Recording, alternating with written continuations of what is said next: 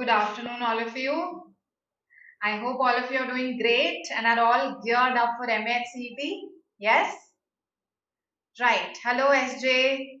So today we'll talk about MAH CET's VARC section in a very comprehensive manner, right? We'll talk about, what kinds of RCs are asked, how many RCs are asked. We'll talk about what all is asked under the VA part, okay? How many grammar questions, what kind of grammar questions, how should we prepare for them, okay? And what time should I take to attempt the VARC section, right? So all of these things will be discussed today, right? Good afternoon, Krishna, Snehal. Right, let's begin with our discussion. So, first I'll begin by showing you an analysis of the previous year papers. So last time, if you know, there were 6 slots in MAH CET, right? So this was done partly because of COVID. Now, I have an analysis of 2 slots here. The idea is, see, there are 6 slots. So the idea is to show you how the types of questions, the number of questions, they differed from slot to slot. Okay. And sometimes the variations were wide. So because of that, I've chosen 2 slots and I'm showing you those 2 slots. So here we have slot 5. Okay, slot 5 VARC section. Good afternoon, sweetie. Right. So look at this. In slot 5, sorry. Yeah. In slot 5, you had 2 RC passages. Okay. And one of these carried 9 marks. The other carried, one of these carried basically 9 questions. That's how I should put it. And the other carried 5 questions. Right. So you can see this 14 questions from RC passages out of 50. Yes. 14 out of 50, approximately 30% of your paper, I can say, is from RC passages here. Then we also had a closed passage. So this has been a feature of MAH CET. Okay, it's not that it was there in all the slots, but in some of the slots, a closed passage was asked. What is a closed passage? Yes, anybody? Hello, Ravi. What is a closed passage? Tell me.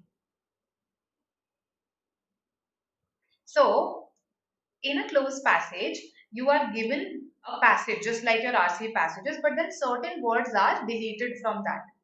Now you are given options for each of those words and you have to plug in those words, right? So as many as 10 questions came from closed passage in slot 5 of MAH CET VRs. Okay, a very significant number. And if you see, if I have to categorize it, what is it? This is contextual vocabulary only, isn't it? This is contextual vocabulary. So contextual vocabulary, 10 questions, right? Then synonym, antonym, direct vocabulary, as we call it, 7 questions in total. Fill in the blanks, just 2 in this slot, just 2. And if I show you the next slot, fill in the blanks, 20, right? So 2 versus 20. One word substitution, a vocabulary question type again. 1. Phrase replacement, sentence correction. I think we know this. Yes, we know this question type. These 2 question types, I think if you have prepared for CMAT, you know these very well. This is nothing but grammar. And lastly, your parajumbles or sentence jumbles. MAH CET is popular for a unique parajumble question type. We'll see its glimpse today, right? So 5 questions from there were asked. And the question was not that you have to rearrange them and then options, the order was given to you. That's not how it was asked. Basically, you had to rearrange it yourself. The question said, which is the second sentence after rearrangement? The question asked you just this much, but for that you'll have to make the sequence right? If not an exact sequence, at least you should make up to, let's say, 2 to 3 sentences. So that was the pattern of MAH CET slot 5 VARC. Now, some new students have joined us. Technical legend. Okay. Good afternoon. Para completion, no, para jumbles were asked. Okay. Para jumbles, sentence jumbles, they were asked. Hello, Sneha. Okay. Now, coming to slot 6. So, let's see the variations. Reading comprehension this time had 12 questions instead of 14. So, not a major variation. We had balanced passages, 6 questions per passage, right? So, a variation there. That means, okay, the number of questions from RC passages can be 12 also, they can be 14 also. So let's say up to 15 questions can come from RC passages, right? Let's, for on an average, let's assume that. Synonym antonyms, 12 questions here, okay, 7 there, 12 here. Then error correction or error spotting, 6 questions. This is grammar, of course. Sentence jumbles, instead of para jumbles, we had sentence jumbles. They tend to be relatively easier. So this is a part of your logic, right? And 20 fill in the blanks in the last slot of MAH CET last year. These were based on grammar plus vocabulary. So these dominated this slot, because of which the VARC section became easier also. Let me tell you, fill in the blanks usually as a question type, it tends to be easier, right? So, and do you see there's a difference in the total number of questions? Yes, 50 questions here, whereas 55, approximately 55 questions in the last slot. So the idea behind showing you these two slots is to show you that the total number of questions can vary slightly across slots. Okay. Then secondly, the number of questions per question type can vary. Some question types can dominate a particular slot, whereas they might not dominate a slot. Some question types may be present in one slot, whereas they might not be present in the other slot. Our takeaway is that the areas that are questioned, they remain the same. RC passages, vocabulary, grammar, and parajumble sentence jumbles. Basically, I call this verbal logic. So these are broadly the 4 areas that you will be questioned on, that you have to prepare for, right? And yes, this question must be in your mind. Yes, the paper pattern can be jumbled like last year. So you needn't worry about that. You just have to practice mocks based on both the ideas. When you have separate sections, when the paper is jumbled, right? Don't worry about it too much. Let's worry about our controllables, the things that we can control. So definitely I can control how much time I take for my VARC section. So you tell me, what are your guesses? How much time should I spend on the VARC section? Should I spend on it? Yes. Let's see what you say. Waiting for your response. I think by doing a quick calculation, you can tell me this. How much time on the VARC section? Total, how many questions do you have? Yes, I think that will answer this for you. The context, the framework, as I always tell you, that answers this for you. Total, how many questions? Okay, so I've got some responses, 30 minutes. Total, you have 200 questions which have to be attempted in 150 minutes. Okay, that has been the pattern. Now, you are saying 30, 25 is a bit too less. Okay, you can spend approximately 40 minutes for 50 to 55 questions. Okay, taking the upper limit to be 55, you can spend approximately 40 minutes on it. So if you have to attempt 200 questions in 150 minutes, okay, you can make a rough calculation of how much time, let's say, for 55 questions, right? And that will give you your answer. Approximately 40 minutes can be devoted to the VARC section. And usually students are able to attempt it within this time limit. It's a very liberal amount of time that I have told you. Because see, if you have 15 RC questions, usually it's the RCs that take our time, right? So let's say, even if you ended up spending 20 minutes, which is a lot, for the remaining 35 questions, trust me, you do not need more than half a second per question, right? And moreover, you will not really be spending 20 minutes here. Let me be very honest with you, because students try to maximize their score. They don't focus on attempting each and every question of every RC, unless of course each and every question is easy. The idea is to attempt all the easy questions of all the RCs and then focus, and basically first focus on this and then come to the RC. So you first attempt as much as you can in vocabulary and grammar. In vocabulary also you focus on the easy questions, right? The difficult ones you just randomly mark something. And then you come to the RC passages, there also the easy direct questions, the grammar based, vocabulary based questions on RC passages, that is what your focus is on. right? I hope I'm making sense to all of you. Yes. So this might appear a lot to you because there are a number of areas that you have to prepare for. But what I'm trying to build is an overall strategy for the VARC section, right? Vocab and grammar first. Then you come to the RC passages, right? You save time when it comes to vocabulary because there are some questions that we might not know. So we don't unnecessarily waste time there. We just randomly mark something and proceed. There's no negative marking, right? Then grammar, it's knowledge based, rule based. So we attempt the best that we can. RC passages, we go for easy, direct, vocabulary based, grammar based questions.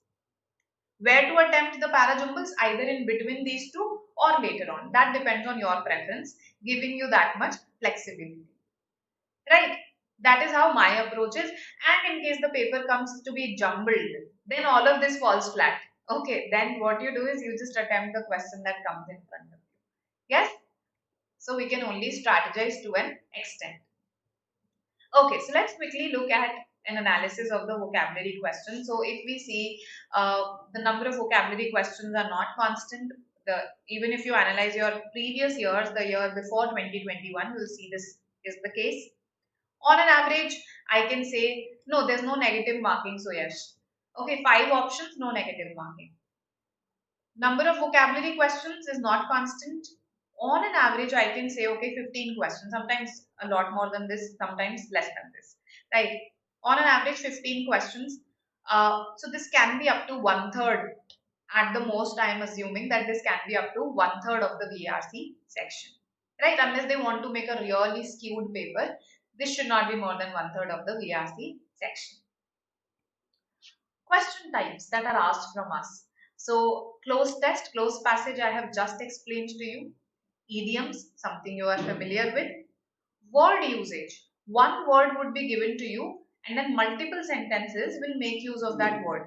You have to find out, let's say, the one sentence that incorrectly uses it or the one sentence that correctly uses it. So you have both types of questions here. Correct? Incorrect. Both types. Word rearrangement. This is a very unique feature of MAH CET. What it does is, it will give you a sentence, but some words there are not in the right place.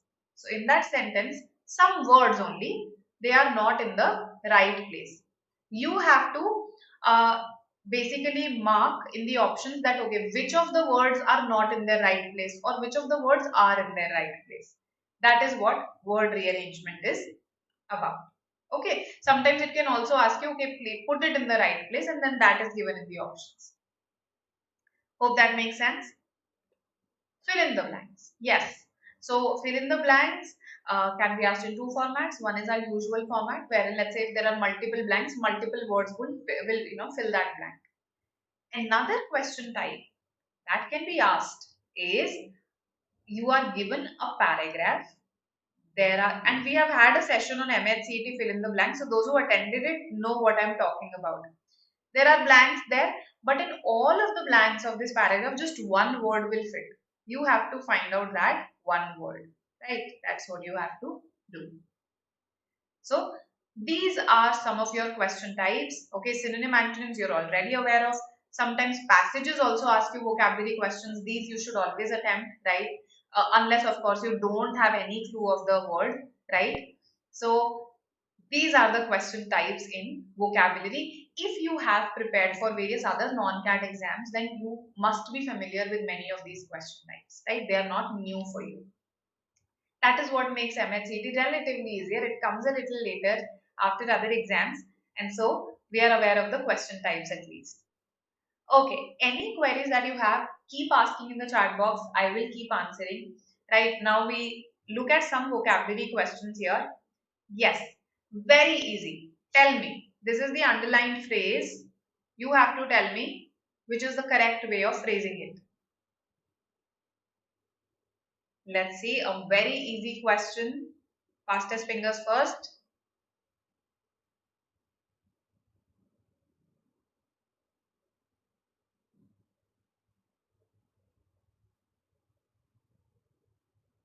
Sure, Aniruddha. We do have a session on 21st April, which is MAHCET RC passages. Okay. For CET, yes, this is an ongoing series. Yes, so basically, over the next couple of months, we have April, we have May, we have most of June. We are going to talk about MAHCET RCs, MAHCET vocabulary, grammar, critical reasoning. We are going to cover everything topic by topic. Okay. Yes, so that is the effort, Sheikh. Okay, so from the 19th, you'll have a session with me almost on a daily basis, an MHCT session almost on a daily basis. Okay, all right. Uh, and also our other faculty members also, they will conduct an ample number of sessions on MHCT, right? Krishna says A, Prathamesh says A, Shama also says A. What about others? Yes. Krishna has won this round of fastest fingers first. What about others? Let me at least have the top 5. Okay, Kartike says C.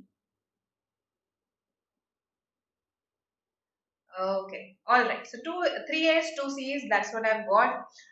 3 C's actually. Now, in the nick of the time or at the nick of the time, what should it be? This is an idiom. Idioms have a fixed structure. I personally can't change it, right? So the accident was averted. It was averted. It was avoided. As the landlord managed to reach in the nick of the time.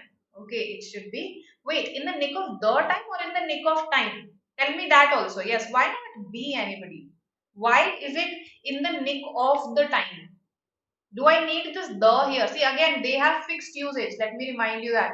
I can't change it. I can't add even a the on my own. All right. So, EAB. Are the actual dates out, Prathamesh? Because the tentative dates were 24, 25, 26, if I remember correctly. May. What's the source of your information? Okay, EAB. All right. In the nick of time. B is the answer. The is not really required. It's not a part of the idiom. In the nick of time. Okay. So just this at was wrong here. What does it mean? In the nick of time. That means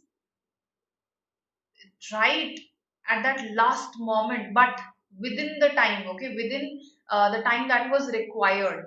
So if somebody reaches a place in the nick of time, that means okay, they probably reached at the last moment, but then they were able to reach, they were basically, the job was done. That is the meaning of in the nick of time, right? So just in time, that is the idea. Okay, so so Kartike, I agree that you are applying grammar here, but then this is vocabulary. Here I can't apply grammar. I can't say that it should be at and not in, or this the is mandatory here, because these are idioms. They are used as they are used, right? Uh, Now coming to the next question. I hope this is clear. This is B, in the nick of time, when somebody reaches just in time. Okay, बिल्कुल last moment पे पर save कर लिया situation को. That's the idea. Now, which one of the following is the closest in meaning to hunky dory? Hunky dory.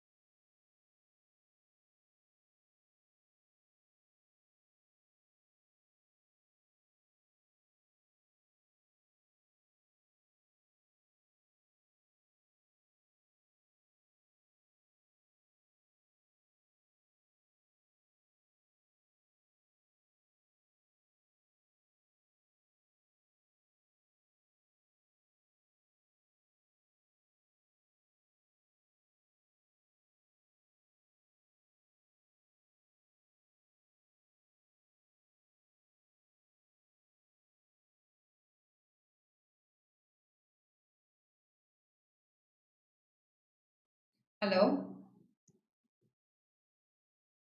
Now can you hear me?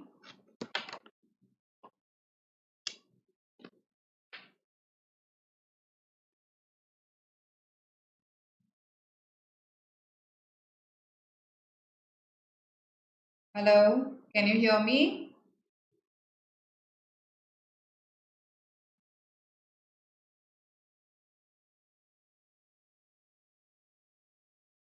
Okay, all right, all right. So the comments come to me with a lag. Okay, so you also have to be a little patient when, let's say, you are not able to hear me and you type that, it reaches me after a while. The comments reach me after a while. Okay. Also, yes, when you ask, whenever you talk to a faculty member, I often see students writing repeat. So it's always nice to say, please repeat. Yes, that's the polite thing to do. So repeat, explain again. So sounds a little rude. All right. Coming back to this slide. I am erasing everything that I wrote. Now, hunky dory, I got E as a response. I got even D as a response, right? Then now it's hunky dory. Good. See, Bin Laden has even used the word correctly. Okay. So, negative words are out of the window because hunky dory is a positive word. It means something that's fine, something that's pleasant. Yes. So, disagreeable, offensive, even peevish will be eliminated. Yes? Now, those of you who like Harry Potter, right? And remember, there's a ghost in Harry Potter named Peeves who keeps on irritating everybody. So, you can actually associate peevish with that. Peevish means somebody who gets irritated very easily. Irritable. Okay, somebody who's very irritable. So, uh, eliminated, right? Palatable, perfect. Yes. So now, when we talk about palatable, palate actually, palate. What is our palate? Yes, this part above your tongue, right? This area above your tongue, that is your palate. This is responsible for basically your taste, whether you like something, whether you don't like something. So, palatable is something that you like the taste of. That is palatable in a literal sense. In a metaphorical sense, palatable again is something that is pleasant. That is pleasant to you, right? It in another context also means something that is acceptable to you. If you say, I don't find this change in pattern palatable, that means you are really disappointed with it, right? You don't find it acceptable. You're not able to accept it. And palatable, as I said, because it's associated with taste, whether you like it, whether you dislike it, right? Pleasant is also one, meaning of this word. So now tell me, is it B or is it E? Does hunky dory mean everything is perfect, or does it mean things are fine, things are pleasant? Yes, things are fine, things are pleasant. So B is the answer here and not E. Okay, remember that. Perfect would be an extreme case of things being pleasant. Here we are just talking about fine, pleasant है, ठीक है, चल रहा है काम, right? That way. So B is our answer here. Hope this makes sense to you. A good vocabulary question this was. Right, so don't underestimate your synonym antonym questions, your direct vocabulary. We've already had one session on MAH CET synonym antonyms. You can check it out. Okay, there I have discussed quite a few synonym antonym questions. Now, not a synonym. Which one of the following is not a synonym of tacit? That's the word. Yes, this is easy. Not a synonym.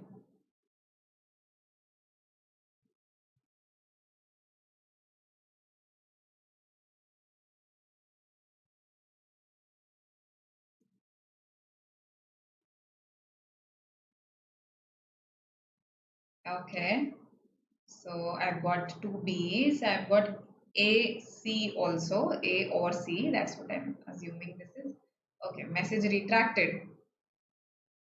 All right.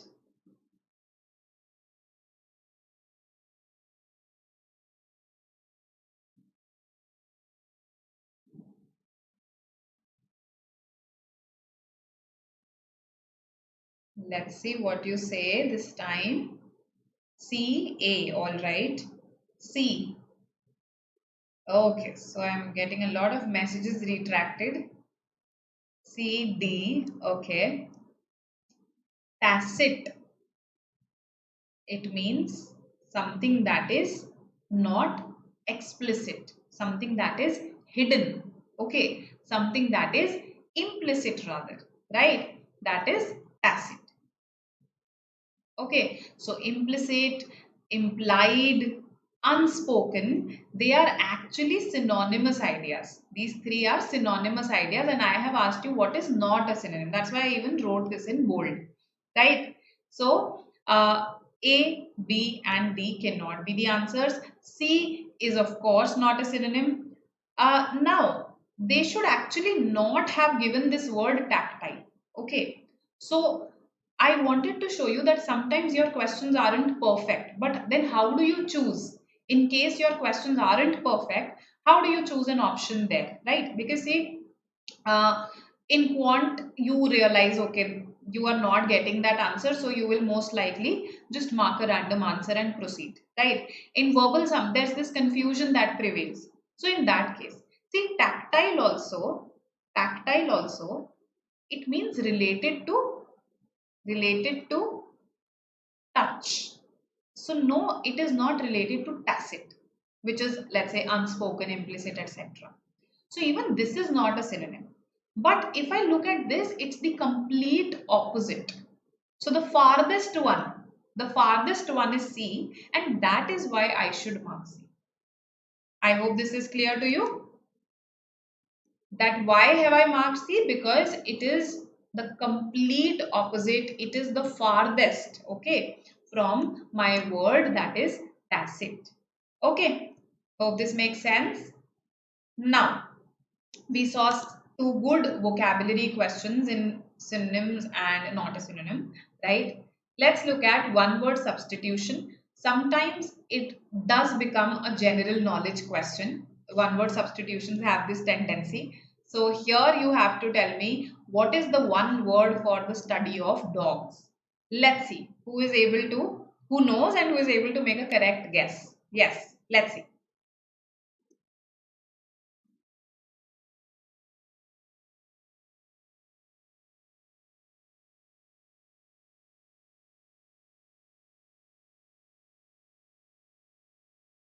Waiting for your responses.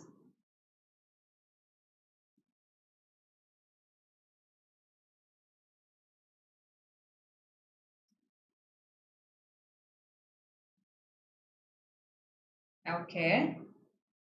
Sneha has answered. Fastest fingers first.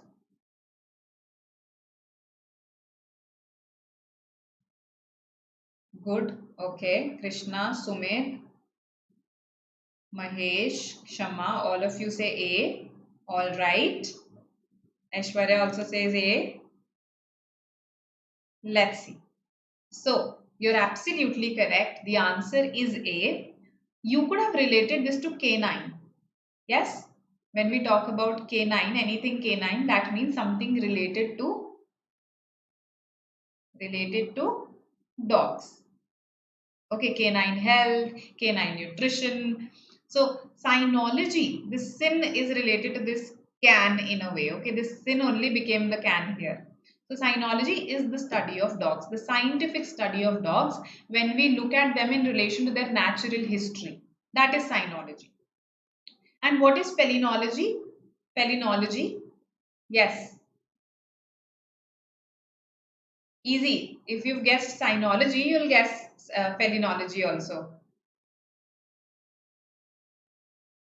So feline, yes, when we talk about feline, we are talking about something related to a cat. So felinology is the study of cats. Okay, related to cats. So feline is related to cats. Felinology is the study of cats. No, no, not fish, cats. Canine is related to dogs. What is cytology? Yes, cytology. So the moment I saw this word, I recalled this word cytoplasm somehow. See, because this is based on general knowledge, I try to associate these words with related words, right? So that's how I navigate this. For instance, hematology, I related it to hemoglobin, and that's how I remember this word over let's say the years. So hemoglobin is related to blood. Hematology is the study of blood. Cytology related to cytoplasm, which is the basically the cell membrane, the part of it except the nucleus. This is cytoplasm. So cytology is the study of plant and animal cells. Plant and animal cells. So you can always do this, that you associate them with words you already know, words that you find easy. Right? Okay. Now, let's say dipterology. This is a very technical word. Even if you do not know the meaning, no, it's fine. This is not a high frequency word. There's actually a species of flies, Diptera. So our housefly, our normal housefly belongs to this species Diptera, this genus or species, whatever. And these are two-winged flies instead of, let's say, four-winged or multi-winged. These are two-winged flies. So a study of these Diptera, these two-winged flies, is called dipterology. Okay, a very scientific term there, right? So these are your words. Logy means study, and the others, they come from the names of the things that are being studied, right? So sinology is our answer. A. This is all general knowledge, right? And that's how sometimes one word substitution questions become. Now, yes, do give a like in case you find the session interesting, and let's say you want us to have more such sessions. Do like, do comment, right? And you can also comment what all you want to be discussed. Okay, I see the comment section regularly, and of course, goes without saying that subscribe to the channel. Now, coming to grammar. So we've talked about vocabulary. I've given you an introduction of it. What comes in grammar? Number of grammar questions, as we just saw, is not constant. On an average, I can say 12 to 13 grammar questions, right? In my experience, the grammar questions are usually less. Okay, they are fewer in number as compared to the vocabulary questions, right? However, that does not mean that you won't focus on grammar, because here is where you can actually score. This is rule based, this is concept based. Whereas vocabulary, it's based on your knowledge, solely based on your knowledge of words, right? So on an average, 12 to 13, and maximum you can expect it. I mean, if let's say everything goes rationally, right, then it should not be more than one third of the VARC section, right? Okay. Uh, okay, that's an interesting fact, Bin Laden, that Wright brothers studied dipterology. Interesting. Then, when is our next session? Our next session is on the 19th, when we'll discuss MAH CET grammar particularly. Okay. Vocabulary, I've always recommended these books to you. Word Power Made Easy, right? This is the first book that you can go for. Apart from it, if see, there is one more book, 30 Days to a More Powerful Vocabulary, but it has an overlap, as in there are some words that are repeated there, so I don't recommend it. Then, apart from this, you can go for lists. So we have a number of lists there, right? So one is of course the Evergreen Barons, and there's an app that I find to be very interesting, Vocabulary Builder by Magoosh. So this is more like a quiz that you can play in your free time.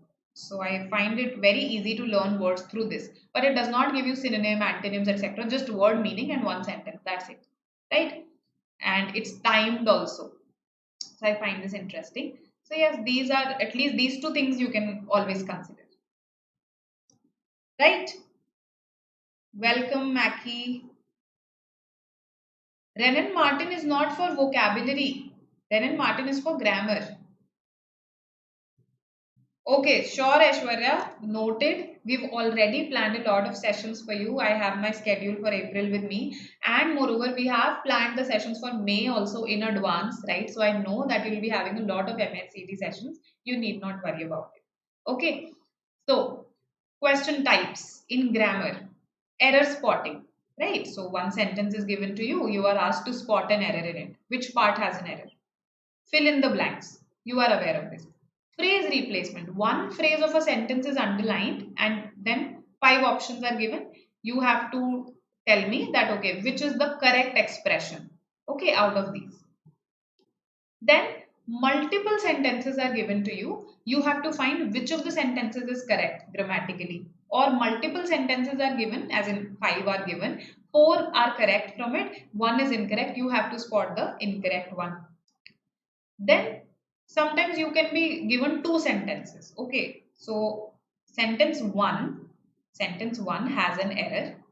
Sentence two rephrases it. Sentence two rephrases this sentence. Then you are asked, okay, does two correct one? And you are given pairs of such sentences. So let's say this is the first pair, this is the second pair, this is the third pair. Some may say 1 2 1 2 करके, right? And then you have to answer that in which of the following pairs is the second sentence correcting the first sentence? Is the second sentence correcting the first sentence? Because this rephrasing does not ensure no, that you've written it absolutely correctly. So there might be, let's say in one, it's not really correcting the error. In two, it is doing it. So only two will be my answer. Right? So that is a unique question type again that I've seen in MAHCET. Later on, I saw it in ZAT also. Okay, so ZAT also asked it in one of the years, this question type. So yes, these are the question types that come in grammar. Grammar is a much more sorted area because there are a fixed number of question types, yes. And basically some fixed concepts are being tested there. Okay. Error spotting. Yes, this is your question. You have to tell me which part has an error. A, B, C, D, or if there is no error, then E will be our answer. Yes. Welcome, welcome all of you.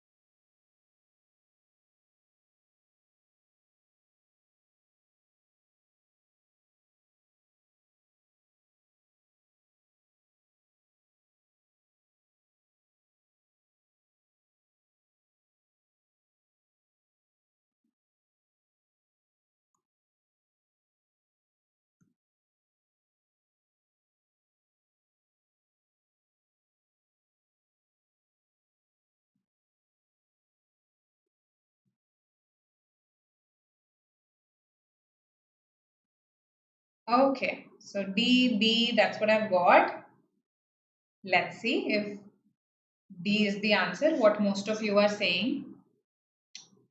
The number of COVID cases have dropped significantly, resulting in schools, shops, and businesses opening up. So, what do you think is the problem with opening up? Yes. Do you feel that it's used in the sense of an idiom only when we open up to someone, let's say when we share our feelings with someone, and it cannot be used in some other sense? Yes. Tell me, what is it that's in your mind? So, I agree with what you are thinking. Opening up does mean when you confide in someone, when you share your feelings with someone. But open up also means when something becomes accessible, available to you again. So, D is not erroneous. Okay, D is not erroneous. This means that you need to, okay, some of you have given the right answer. So, Sneha has given the correct answer. Then Ankit has also given the correct answer. The others, we need to study the concept of subject verb agreement. Okay, so do one thing. So this concept is there in the grammar book Renan Martin also, just a set of 14-15 rules that you need to remember. Otherwise, I'll just share a link with you. Okay, this is a website called grammar.ccc. This is also given some rules of subject verb agreement. The major ones are given here, right? So when I say the number, A number versus the number. Let's see. Now this is grammar. So here a and the, they are going to matter. Right? If I say a number of people is or are standing outside, what will you say? A number of people is or are standing outside. Yes. What do you say? Is or are? Yes, is or are.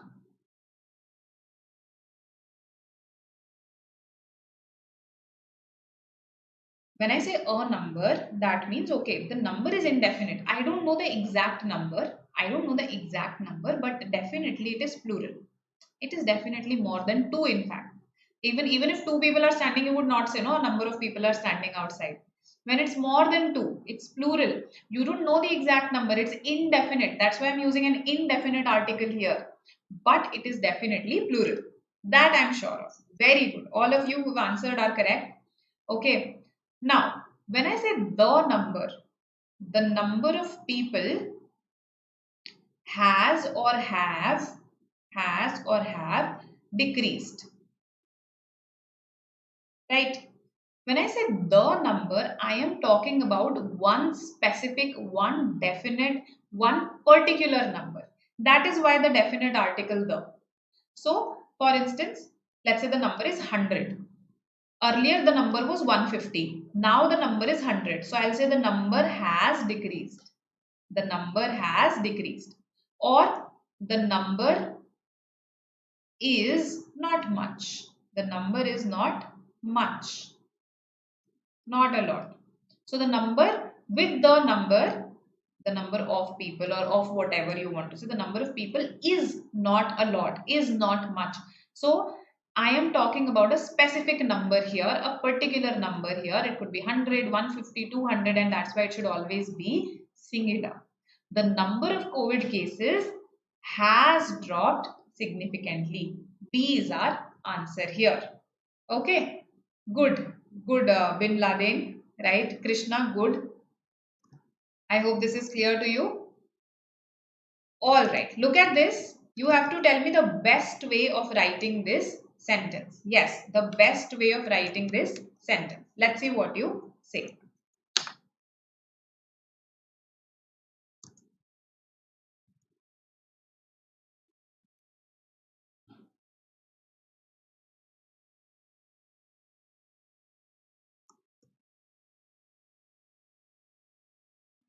And I am sharing that link with you for subject verb agreement rules.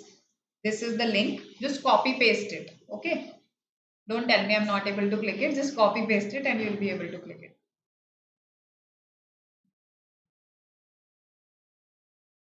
All right. Let's see what you say.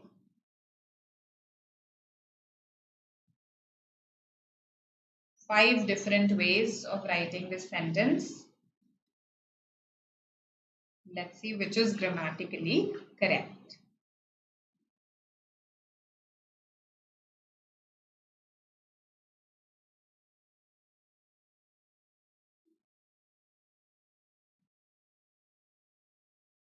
Okay.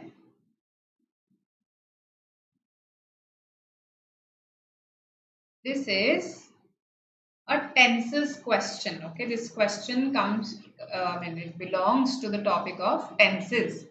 In case you are well versed with tenses, you will be able to answer it. Okay. E, a lot of you are saying that. Then basically 3 of you. D, 1 of you. C. I have posted it in the chat box, Nikita Gupta. You can see this link here before Sneha's response. Right. So look at this here. Now, 2 actions happened in the past. Right. 2 actions happened in the past. Reaching the scene of the crime and fleeing the scene of crime. So both of these things happened in the past because reached has been used in the past. So past, 2 actions happened. You tell me which one happened first and which one happened later. Did the reaching happen first or did the fleeing happen first? Did the reaching happen first or did the fleeing happen first? Of course, the fleeing happened first, right? Otherwise, the police would have apprehended them, right? So, fled, reached. So, when two actions happen in the past and one happens before the other, to show this sequential relationship, we have a specific tense called the past perfect tense. Past perfect tense. The perfect here means complete. So that means the action that is completed. The action that is completed before or by the time the second action starts. Before or by the time the second action starts, with that completed action, we use the perfect tense. What is the perfect tense? Past perfect is had. So all the options that simply say the dacoits fled, they are not making use of the past perfect tense. They should be right away eliminated. Okay. Now, tell me something. Will I use the perfect tense with the second action? That is not a completed action, na? It is the first one that has got completed. Okay, the first one got completed. So had is incorrect here. I am left with C and E. I am left with C and E. So, since the time the police reached the scene of the crime, since is used to indicate the beginning of something. So, for instance, I have been, let's say, singing since 1995. Okay. So, I have been singing since 1995. So, my point is 1995 was the beginning, right? So, since indicates the beginning. So, since the time the police reached the scene of the crime, the dacoits had fled. That means police के पहुंचने के बाद dacoits flee हो चुके थे. Does that make sense? By the time indicates that boundary, that upper limit. That by the time, जब तक police पहुंची तब तक तो वो flee कर चुके थे. They had already fled. So by the time the police reached the scene of the crime, the dacoits had fled. That is going to be our answer. Very good. Those who have said E, Kartike, Laden, Mahesh, and Prathamesh. Good. So I hope everybody has understood this. You need to be well versed with tenses, right? Again, Renan Martin explains them very simply and has the exact amount of information that I think you would need for your entrance exams, right? So you can actually read them from there. Now, preposition. Okay. Very easy question. Let me see what you say.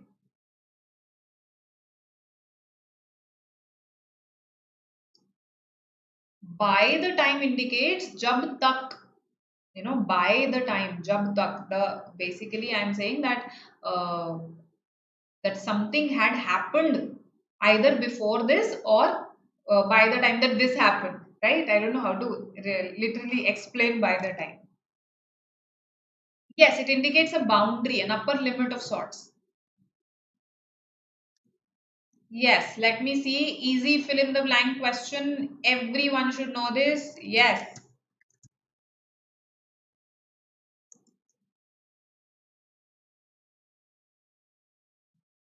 Let's see. Let's see.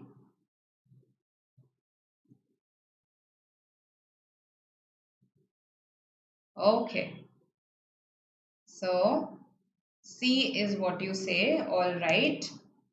I'm posting that link again. Okay. Just see it this time. Posting it again. It's here now. C is what you are saying. Absolutely correct. You count on someone. Count on someone is an idiom. It means to rely on someone, right? So this is actually vocabulary in the garb of preposition, right? Because count on me is a fixed, count on someone is a fixed expression. That's how you use it, right? So C is our answer. Very good. Now coming to phrase replacement. Was thinking is the underlined phrase here. You have to replace it. Yes. What should be the answer? Let's see what you say.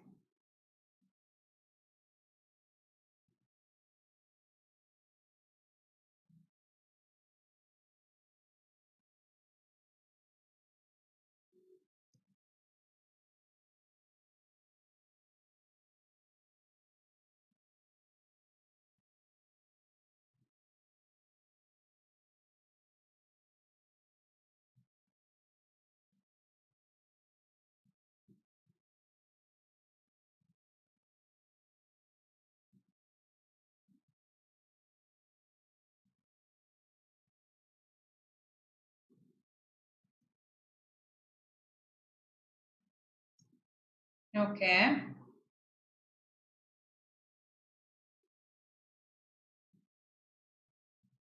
I dash that everyone wants to go home. Okay. 5, 4. Most of you say 5. 3 also. I think 1 and 2 can be very easily eliminated, isn't it? 1 and 2 very easily eliminated. So let's see this. I as thinking does not make sense. I has thought that does not make sense. I was thinking is given to you. Now this could also be correct, but in this case it's not. Basically, you should say I think that. I think that. See, here think means you believe something. You believe something. This is what you have understood, right? I understand that everyone wants to go home. I believe that everyone wants to go home. So you can't use it in a continuous tense. You can't use it in a continuous tense. Okay.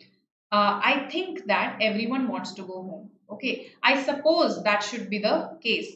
Suppose is also, you should never say, I am supposing this. Right. I understand that this is the case. Not I am understanding that this is the case. Right. That would be wrong. So there are certain verbs that are not used in the continuous tense. Okay. Because they don't make sense that way. Okay. Either you believe something or you don't believe something. Either you understand something or you don't understand something. So you can't use them in the progressive continuous tense, and that is why the answer is I think that. I think that. Okay. Okay. Let's do one thing, Prathmesh. I'll share it in our Telegram group, right? Because I don't know how to pin it, right? I'll share it in the Telegram group. I'll give you the link of the Telegram group, right? That is there. Okay. Because I don't think I have that access also to pin something to the comments. Okay. All right. So 5 is our answer here. Now, let's talk about, so we've talked about some grammar questions here, error spotting, best way of writing, or this can also be called sentence correction, then preposition, phrase replacement. Let's come to parajumbles. Now, parajumbles or sentence jumbles. This could be any sentence or para. Sorry, this is number of jumbles questions. So number of jumbles questions again, not constant, right? Sometimes they can be up to 7 also. Sometimes they are just 3, right? It varied from slot to slot last year. On an average, let's say it's 5. Can be up to 14 to 15% of the VARC section, right? So you can't take them lightly as such.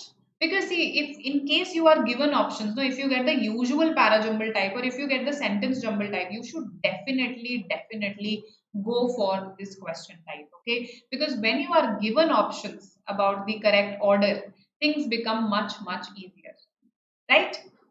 There is a unique parajumble of MAHCET type. What happens in that is, I will show it to you in the coming sessions also. There, it's a mix of grammar. So, for instance, they'll pick up a statement from, let's say, 5 statements that are given to you, and they'll pick up a statement and they'll say whether something is grammatically erroneous in it or not, or they'll just leave a blank and they'll ask you what preposition can come in that blank for that particular statement. It can also have vocabulary questions in a similar manner. So one vocabulary question, one grammar question, and then multiple questions asking you what is the second sentence after rearrangement, what is the first sentence after rearrangement. So this is a unique MAHCET type parajumble, right? And usually it comes as a set of 5 questions, just one paragraph that you have to arrange and 5 questions are based on it. So it's a set. So here, sometimes it's tricky, okay, sometimes it's easy. So there you have to make a choice what kind of a question has come in the exam. These two are usually, right? Okay. Now, these are our sentences here. No options are given to you. You just have this question afterwards, which is the second sentence after rearrangement. So yes, tell me, read these sentences and tell me what should be the second sentence after rearrangement. Let's see what you say.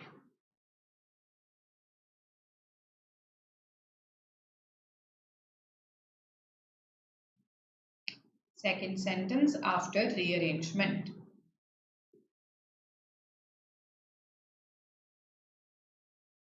Go for a vertical scan. Read the initial few words of every sentence. That will help.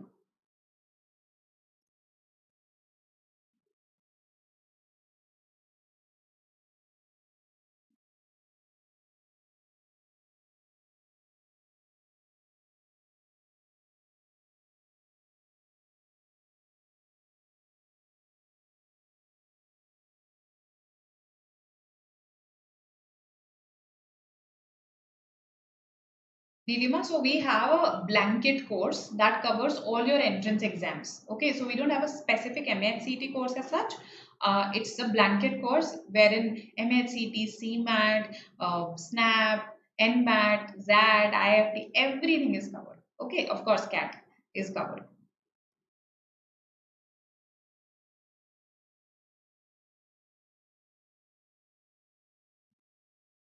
All right, let's see.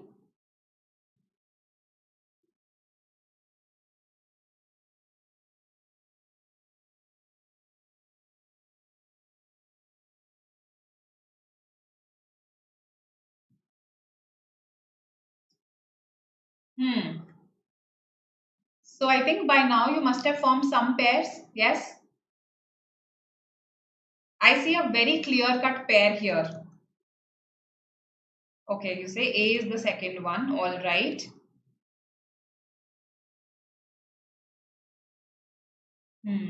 Okay. What is the first one then, Pratmesh? What is the first sentence? Okay, some of you said this is the second one. This is the second one. All right. So in these questions, no, even when you've been asked the second sentence after rearrangement, you have to make the sequence, right? So let me show you how basically at least I have to make some pairs and part of the sequence to answer this question. That's what makes it tricky at times. So see, I found that D and F, they are a pair. This was very easy. They also issued a series of advisories. The advisories include. So DF is a pair, right? Then the State Department said that the order is an upgrade from the authorized departure issued last week that made the decision voluntary. So, till last week, this decision was voluntary. Now it's not voluntary. Now it has been made mandatory. Why? What's the reason behind it? This has been explained in E.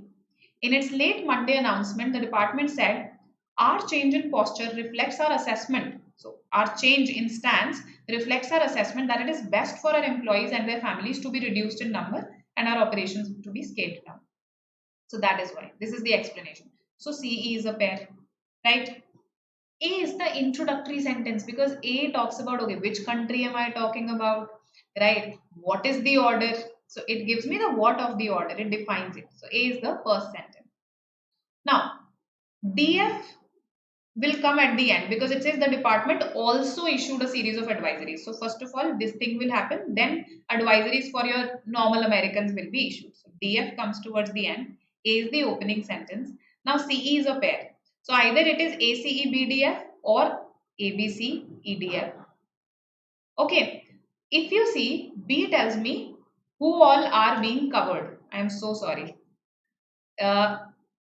B tells me who all are covered. So I am talking about employees still now, right? Who all are covered in this order.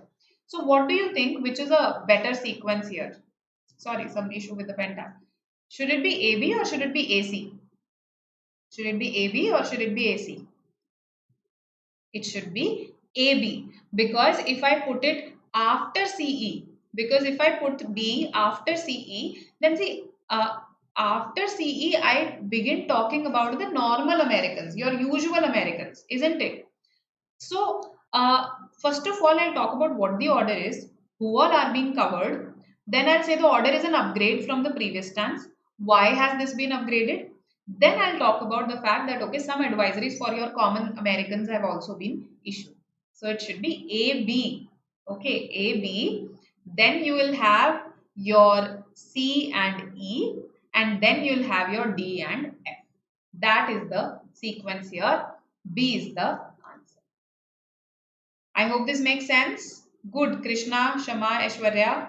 Aditya, I hope this is clear to you. So far we've talked about vocabulary, grammar, jumbles. RC passages I will cover with you in detail in a separate session because RCs need time, right? So we have kept a whole session for it. And my advice to you is start preparing, right? At least start with grammar. For vocabulary also start with one vocabulary book, right? For logic, for parajumbles, first go for various past year memory based papers that are available and go for their parajumble questions. That will give you an idea of what kind come in the exam. And I think if you prepare for your usual parajumbles also, that will prepare you for MAHCET as well. Right? So this is it from my side for today. I hope you enjoyed the session. I'll see you again on the 19th now for MAHCET Grammar Capsule. Okay. This is the course that we have. Somebody was asking about our paid course. Here you get everything in a comprehensive manner, right? Live sessions, recorded sessions, a lot of material. Okay, 70 plus full mock test, 9500 plus practice questions. So a lot of material out there along with 4 books, right? So it's pretty comprehensive, covers almost every exam out there. And this is the Telegram group. You can join this. I will share the link for that subject verb agreement thing in this group, right? Join this. And yes, thank you for coming to the session. Welcome all of you. I enjoyed teaching you. I'll see you on the 19th now. Okay, have a great day.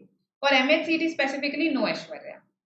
Okay, all right then. Bye.